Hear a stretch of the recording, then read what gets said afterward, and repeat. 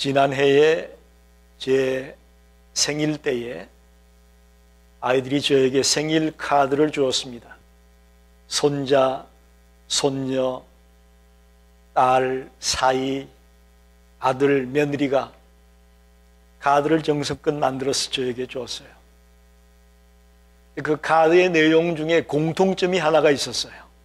동일하게 하는 말 중에 하나가 저보고 항상 기쁘게 살라고 얘기를 했어요. 입을 맞춘 것처럼 아이들은 자기들이 직접 카드를 만들어 가지고 저에게 썼는데 그 아이들도 항상 기쁘게 살라고 얘기를 하고 또 가정을 가지고 있는 아들과 딸의 가정도 항상 기쁘게 살라고 얘기를 한 거예요.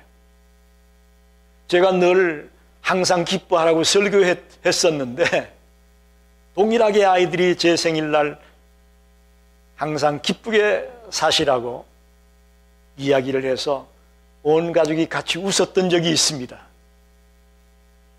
그래서 제가 마음속으로 제가 항상 기뻐하라고 설교는 했는데 내가 막상 가정에 들어가서 생활할 때에 기쁨이 없었구나. 그래서 아이들이 생일날 저보고 할아버지 항상 기쁘게 사세요. 또 아이들이 아버지 항상 기쁘게 사세요라고 얘기하는구나 생각하면서 제가 마음속으로 회개했습니다. 내가 설교한 대로 살질 못했구나. 요즘 2022년 정말 새해를 맞았지만 여전히 우리의 삶은 힘듭니다. 우리 아직 팬데믹이 끝나지 않은 상황이기 때문에 여러 가지로 우리가 힘든 가운데 살고 있습니다. 사람들의 얼굴 모습에서 기쁨을 찾아보기가 쉽지 않아요. 물가는 천정부지로 뛰어오르죠. 저는 잘 모릅니다마는 집사람은 장 보러 갔다 오면 한숨이요. 또 올랐어. 또 올랐어. 물가는 천정부지로 뛰어오릅니다. 또 자동차 가스비도 많이 오르고 있습니다. 특히 많이 오른 게 가정에서 사용하는 도시가스가 많이 올랐어요. 50% 이상 올랐어요. 한마디로 말하면 이 세상에서는 지금 기쁨을 찾아보기가 어렵습니다. 그런데 오늘 본문 가운데 보면 놀랍게도 큰 기쁨의 좋은 소식이 우리에게 있을 것이라고 말합니다. 오늘 이 말씀을 듣는 중에 저와 여러분이 놀라운 기쁨을 회복하게 되시기를 축원합니다. 오늘 본문을 저는 두 부분으로 나누려고 합니다. 1절에서 7절까지는 예수 탄생의 역사적인 배경을 얘기하고 8절에서 마지막 14절까지는 큰 기쁨의 좋은 소식이 뭐냐 하는 것을 말씀하려고 합니다. 먼저 예수 탄생의 역사적 배경을 생각해 보려고 합니다. 누가는 예수님의 탄생 이야기를 시작하면서 그 시대적인 배경을 이야기하고 있습니다. 예수님이 탄생한 때는 로마 제국인데 로마 제국 시대 때 탄생했는데 그때 로마의 황제가 누구냐? 초대 황제인 가이사 아구스토라고 말하고 있습니다. 로마의 초대 왕입니다. 그리고 또한 구레네가 로마 속주인 수리아의 총독으로 재직하고 있었다라고 말합니다. 아구스토나 구레네는 실제로 역사상에 존재했던 인물들입니다. 누가가 예수님의 탄생 이야기를 하면서 이 사람들의 이름을 거론하고 있는 것은 예수의 탄생 얘기가 허황된 얘기가 아니라는 거예요. 꾸며낸 얘기가 아니라는 거예요. 실제로 역사 속에 일어났던 일이라는 거예요. 할렐루야. 굉장히 중요한 겁니다. 아직도 많은 분들이 예수를 믿으면서도 예수님의 탄생이 누군가가 꾸며낸 얘기를 생각하는 분이 있어요. 아닙니다. 예수의 탄생은 실제로 역사 속에 일어난 사건입니다. 그래서 누가는 예수의 탄생을 이야기하면서 그 시대적인 배경을 설명하기 위해서 가이사 아구스토를 얘기하고 있고 구레노 총독을 이야기하고 있다라는 겁니다. 갈라디아서 4장 4절 말씀, 매우 중요한 성경 말씀입니다. 때가 참에 하나님이 그 아들을 보내사 여자에게서 나게 하시고 율법 아래 나게 하신 것은, 때가 참에 하나님이 그 아들을 여자에게서 나게 했다라는 말, 이 때가 참에라는 말을 여러분 기억해야 됩니다. 구약에서 그렇게 여러 차례 예수의 탄생을 얘기해 왔습니다. 그런데 태어나지 않다가 드디어 때가 찼을 때에 하나님이 마리아의 몸에서 예수를 탄생케 했다라는 거예요. 때가 찼다. 도대체 어떤 때를 말할까? 예수님이 탄생할 때는 지중해 연안의 모든 나라들이 한 나라였습니다. 로마의 통치하에 있는 한 나라를 이루었습니다. 지금은 유럽에 얼마나 많은 나라가 있습니까? 유럽과 아시아 이쪽으로 수많은 나라들이 있습니다. 그러나 예수님 태어날 당시에는 로마가 그 전 지역을 통치하는 한 나라를 이루고 있었습니다. 그래서 예수님의 제자들이 복음을 전하러 갈 때에 국경을 통과할 필요가 없었어요. 자유롭게 마음껏 곳곳을 다니면서 복음 전할 수 있었던 것을 우리가 기억합니다. 또 놀라운 것은 그 당시 모든 그 지역의 사람들은 헬라어를 사용했습니다. 언어의 통일입니다. 우리가 복음 전하러 갈 때 제일 힘든 게 뭐예요? 말이 안 통해서 힘들어요.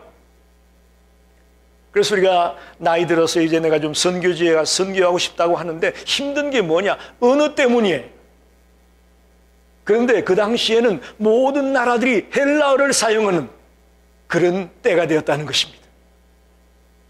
그리고 또 하나는 도로가 발달되었습니다. 모든 길은 로마로, 그런 말 들어봤죠? 로마가 그 각 나라를 다 지배하고 있는데 각 지역에 문제가 생기면 빨리 가서 그 문제를 해결해야 되잖아요?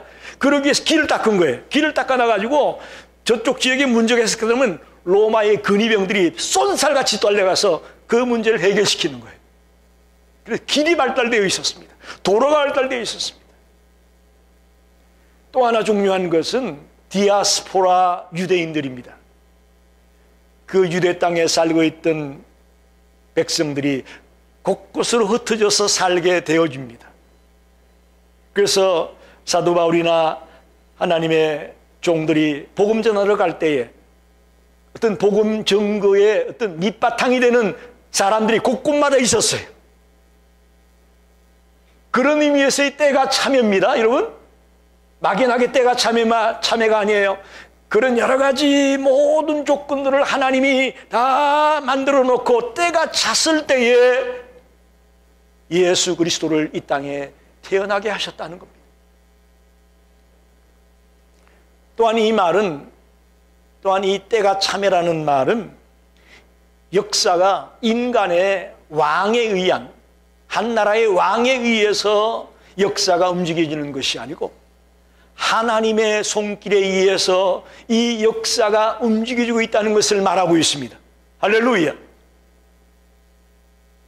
지금 이 지구상에 얼마나 많은 나라가 있습니까? 우리가 생각하기엔 각 나라의 대통령이나 왕이, 수상이 통치한다고 생각하기 쉽습니다. 아닙니다. 우리 크리스찬들은 그 나라들을 볼 때마다 하나님의 손길이 그 나라를 움직이고 있고 이끌고 있다는 것을 볼 줄 알아야 됩니다. 다시 말하면 하나님은 최적의 시간에, 최적의 장소에 예수를 태어나게 하신 것입니다. 하나님의 역사입니다. 하나님의 섭리하심입니다.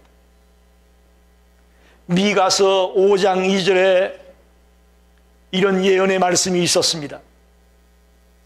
베들레헴 에브라다야, 너는 유다 족속 중에 작을지라도 이스라엘을 다스릴 자가 내게서 내게로 나올 것이라. 그의 근본은 상고의 영혼에 있느니라. 할렐루야. 이미 미가 선지자가 예수님이 베들레헴에서 나실 것을 예언했습니다. 그래서 마리아의 태중에 계신 아기 예수님은 지금 당신이 태어나야 될 베들레헴으로 가고 있어요. 사람들의 눈에는 단지 가이사 아구스토가 호적하라고 명령을 내려서 가고 있구나라고 볼지 모르겠지만, 우리 믿음의 백성들이 바라볼 때는 이것은 하나님의 섭리에 의해서 그곳에서 태어나기 위해 가시는 거예요. 할렐루야. 오묘합니다. 한마디로 마리아와 요셉과 뱃속에 있는 그 예수님의 발걸음은 하나님의 섭리 안에서 하나님의 약속이 성취되고 있는 역사적인 발걸음이었다는 것입니다. 사랑하는 성도 여러분, 하나님은 오늘도 우리 가운데 역사하고 있음을 믿습니다. 오늘도 우리 가운데 하나님의 역사하고 있다는 것을 믿으십시오. 여러분의 가정 속에, 여러분이 다니는 직장 속에, 이 미국 땅과 이 지구촌 속에 하나님은 오늘도 살아 역사하고 있음을 믿습니다. 저와 여러분이 예배하면서 오늘 그런 하나님의 영적인 역사를 눈으로 볼 수 있는 영적인 사람이 되시기를 간절히 축원합니다. 영의 눈을 뜨라는 거예요. 두 번째로 8절로 14절에서 키 포인트는 큰 기쁨의 좋은 소식이라는 말씀입니다. 8절부터 보면 상황이 완전히 바뀌어집니다. 밤중에 양들을 돌보고 지키던 목자들에게 천사들이 나타났습니다. 그리고는 그들에게 외칩니다. 오늘 다윗의 동네에 너희를 위해 구주가 나셨으니 곧 그리스도 주시니라. 할렐루야.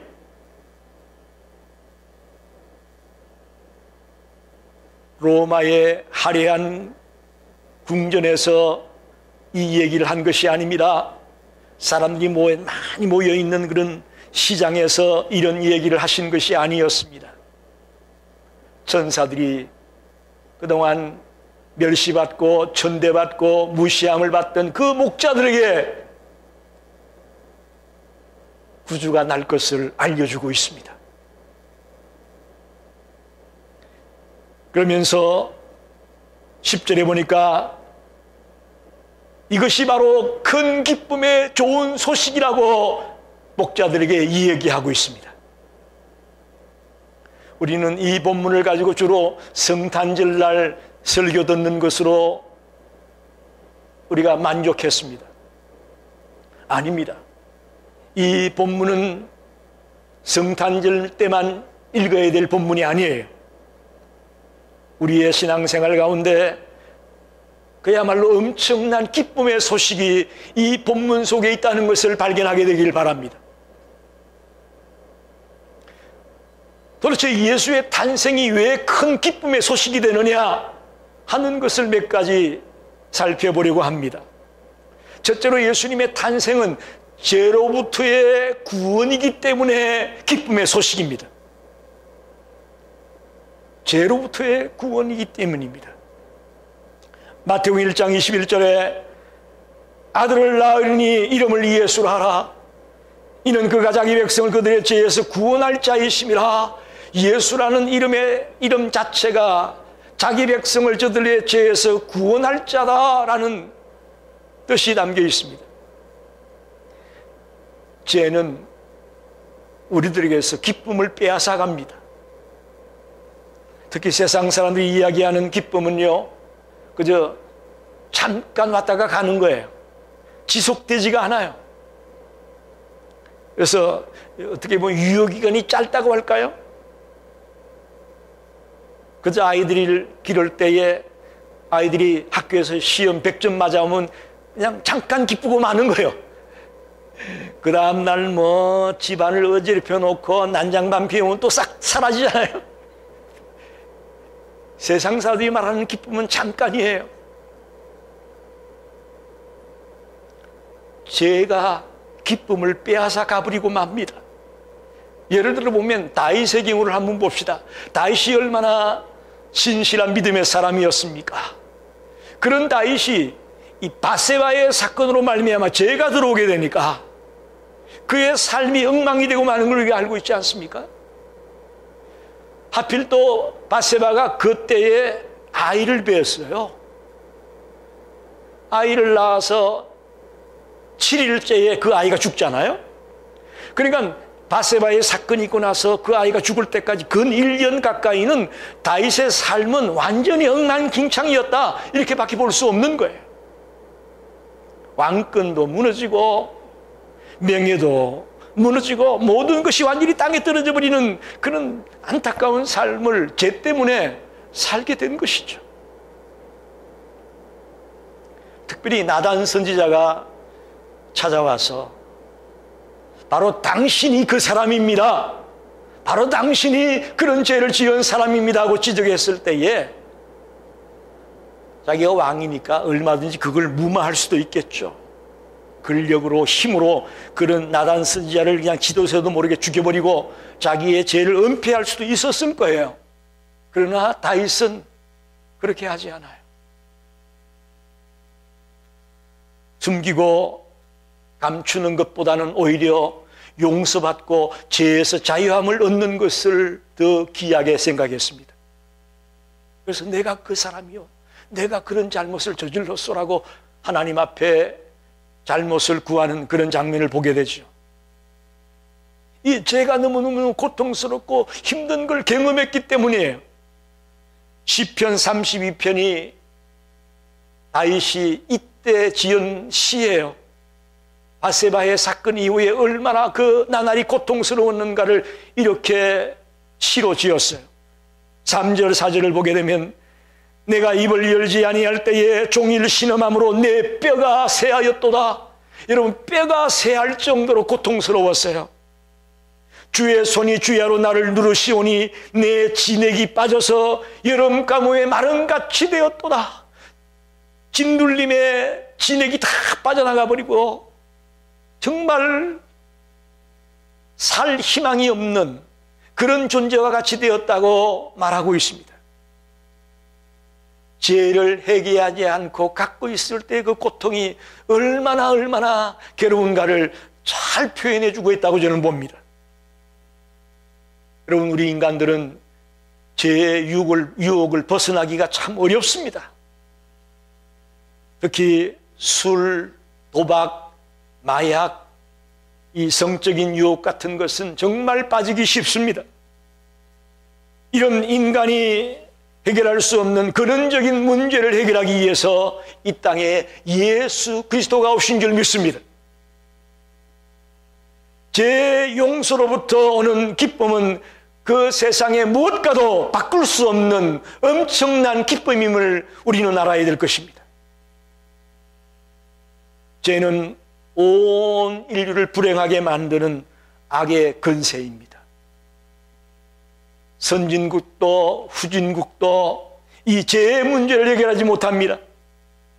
교육으로도 종교로도 이 죄의 문제를 해결하지 못합니다. 오직 예수 그리스도의 십자가의 대속의 은혜로만이 이 죄의 문제를 해결할 수가 있음을 믿습니다. 그래서 뭐가 그렇게 큰 기쁨의 소식이냐? 예수의 나심은 우리의 죄로부터의 구원을 말하고 있기 때문이다 라고 우리에게 가르쳐주고 있습니다. 두 번째, 예수의 탄생이 우리에게 기쁨이 되는 것은 죽음의 문제를 해결해 주셨기 때문입니다. 할렐루야. 죽음의 문제. 어떻게 보면 죄와 죽음은 연결되어 있습니다. 죄의 싹은 사망이라고 말하지 않습니까? 죽음의 문제는 그리스도께서 오시기 전까지 인류가 풀지 못한 숙제였습니다. 사람들은 누구나 죽기를 원치 않습니다. 여러분, 물론 요즘 우울증 때문에 자살하는 사람들이 많이 있긴 하지만 사람들은 죽기를 원치 않습니다. 그러나 피할 수가 없습니다. 나도 죽고 여러분도 죽고 이 땅에 있는 모든 사람이 죽습니다. 사람들은 이 죽음의 문제를 인간적인 방법으로 해결해 보려고 애를 쓰죠. 불로초를 찾는다. 또 자신들이 만든 종교를 의지하고, 요즘은 또 유전자의 그 생명공학을 이용해가지고 오래 살아보겠다고 연구들을 하고 있습니다. 그러나 죄송하지만 결국에는 죽습니다. 그런데 예수께서 십자가에서 대속의 죽음을 당하시고 3일 만에 사망의 권세를 깨뜨리고 부활하심으로 죽음의 문제를 해결해 주셨음을 믿습니다. 예수님이 잠자는 자들의 첫 열매가 되셨다고 했습니다. 이거 무슨 얘기냐? 예수님이 부활함으로 말미암아 예수를 믿는 모든 사람들도 그 이후에 부활하게 될 것을 약속하는 말씀입니다. 첫 열매입니다. 예수님이 부활하게 되면서 우리들도, 주를 믿는 우리들도 예수님처럼 부활할 수가 있고 죽음을 이길 수 있다는 이야기입니다. 여러분, 이 세상에 이보다 더 기쁜 소식이 어디 있겠습니까? 이 소식이 바로 복음입니다. 큰 기쁨의 좋은 소식, 굿뉴스라는 것이 뭐냐? 바로 복음이에요. 이 첫 번 기쁨의 소식은 천사들이 목자에게 전해 주었습니다. 그러나 지금은 예수를 믿는 우리가, 그리스도의 은혜를 체험한 우리가 나가서 이 굿뉴스를 외쳐야 됩니다. 아멘입니다. 여러분의 자녀들에게, 여러분의 가족 친지들에게, 여러분의 친구들에게 이 소식을 전해야 하는 것입니다.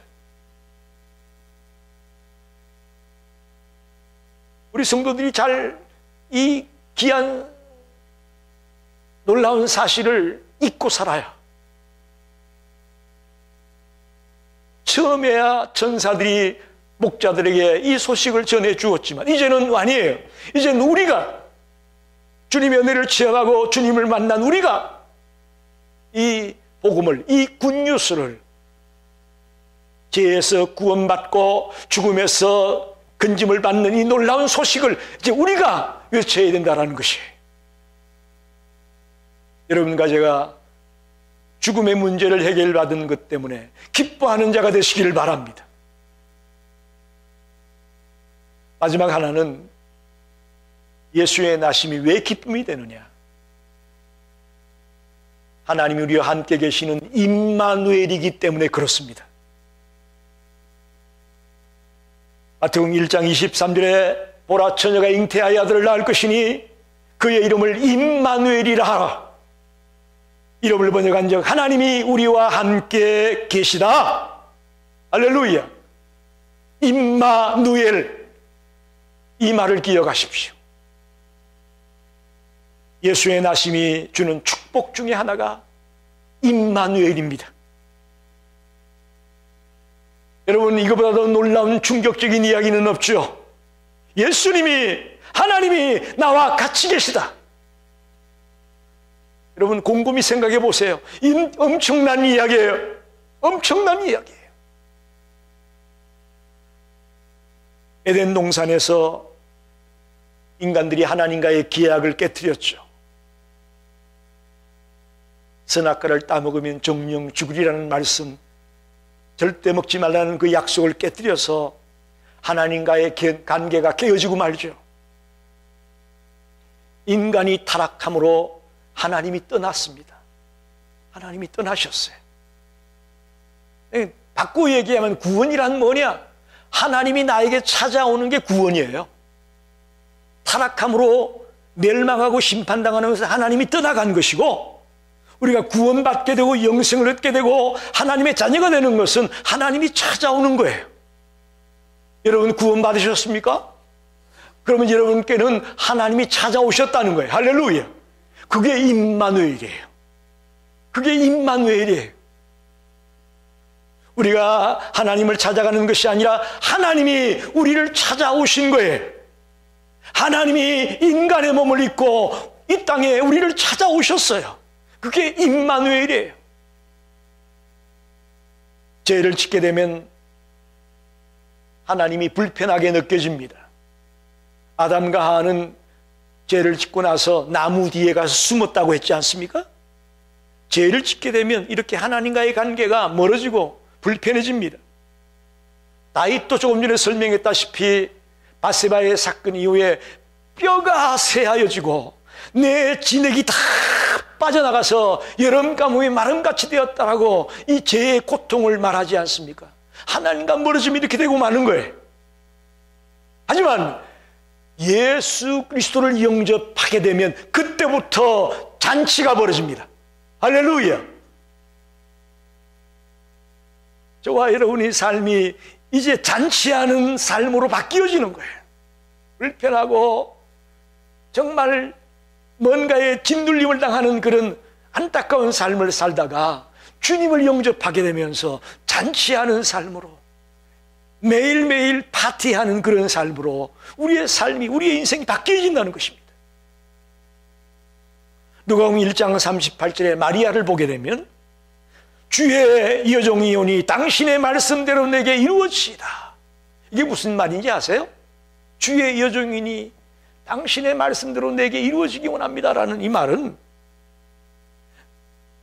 지금 나에게 찾아오신 하나님을 환영합니다.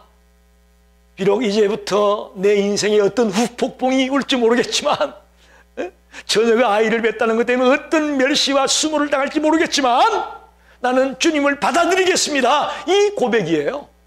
이 고백이라고. 임마누엘이에요. 임마누엘. 마리아가 임마누엘로 말미암아 이런 고백이 가능했던 것이죠. 바울도 마찬가지입니다. 빌립보서 3장 8절 9절을 보게 되면 또한 모든 것을 해로 여김은 내 주 그리스도 예수를 아는 지식이 가장 고상하기 때문이라. 내가 그를 위하여 모든 것을 잃어버리고 배설물로 여김은 그리스도를 얻고 그 안에서 발견되려 함이라. 할렐루야. 바울은 내 주 예수 그리스도를 아는 것이 가장 고상한 지식이라고 말하고 있습니다. 그리스도를 얻으면 그걸로 족하다고 말하고 있습니다. 이 고백이 저와 여러분의 고백이 되기를 원합니다. 그리스도를 아는 것이 가장 고상한 지식이고 그리스도를 얻으면 모든 것을 얻는 것이다라는 이 고백은 바로 바울이 임마누엘의 복을 누리고 있다는 것입니다. 사도 요한은 요한복음 14장 27절에서 말씀합니다. 예수님의 이야기를 기록하고 있습니다. 평안을 너희에게 끼치노니 곧 나의 평안을 너희에게 주노라. 내가 너희에게 주는 것은 세상이 준 것과 같지 아니하니라. 너희는 마음에 근심하지도 말고 두려워하지도 말라. 요한복음에 예수님께서 하신 말씀을 이렇게 기록해 놨습니다. 나의 평안을 너희에게 주노라. 내가 너희에게 주는 것은 세상이 주는 것과 비교할 수가 없다. 임마누엘은 복 중에 복입니다. 최고의 복이 뭐냐? 임마누엘입니다. 하나님이 우리와 함께 하시는 축복이 여러분의 삶 속에 날마다 경험되어지기를 간절히 축원합니다. 여러분 잘 들으셔야 됩니다. 임마누엘이 일어나면 이제부터 완전히 새로운 삶이 될 거라고 우리는 생각합니다. 아닙니다. 임마누엘이 나에게 이루어졌어도 하루아침에 부자가 되는 것은 아닙니다. 하루아침에 내 속에 있던 암병이 싹 사라지고 낫는 거 아니에요. 갑자기 좋은 직장에 탁 취직하게 되는 거 아니에요. 많은 성도들이, 많은 예수 믿는다고 하는 사람들이 이런 착각을 하고 있습니다. 임마누엘만 되게 되면 갑자기 떼돈이 들어오고 갑자기 모든 질병은 싹 사라지고 좋은 대학에 들어가고 좋은 직장에 들어가고 내가 꿈꾸는 모든 꿈이 그냥 한순간에 이루어지고 이런 어떤 망상을 하고 있습니다. 아닙니다, 여러분. 임마누엘이 벌어졌다고 한순간에 내 인생이 전혀 새로운 길로 가게 되는 거 아니에요. 어쩌면 저는 우리의 믿음 안에서 하나씩 하나씩 이루어 갈 것을 믿습니다.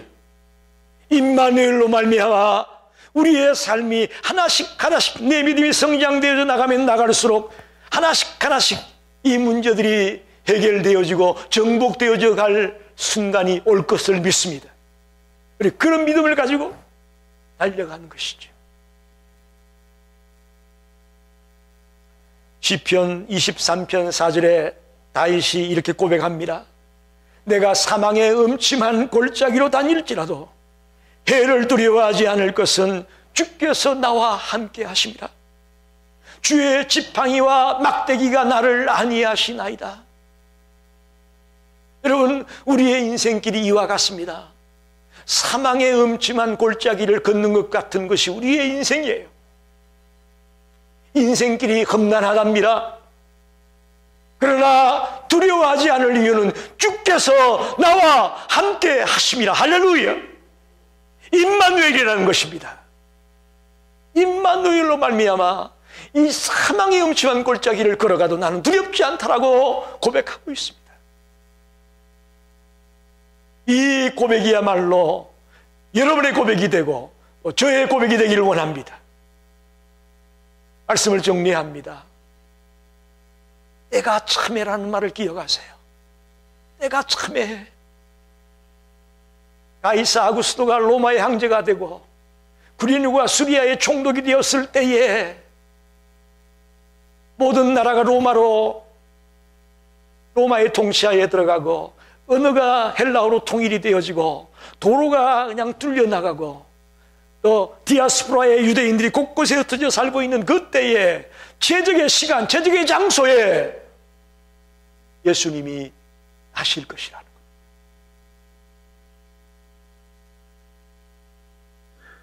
이것은 기쁜 소식이었습니다. 목자들에게만 기쁜 소식이 아니라 오늘 우리들에게도 기쁨의 소식인 줄 믿습니다. 왜? 예수 탄생은 우리를 죄에서 구원하는 것이기 때문입니다. 우리의 죽음의 문제를 해결하는 것이기 때문입니다. 하나님이 나와 함께 계시는 임마누엘이기 때문입니다. 이보다 더 기쁜 소식은 없습니다. 현재 세상에서 기쁨을 찾아보기란 좀처럼 쉽지 않습니다. 이럴 때에 진정한 기쁨이 예수 그리스도를 영접함으로 저와 여러분에게 넘치기를 간절히 축원합니다. 기도하겠습니다.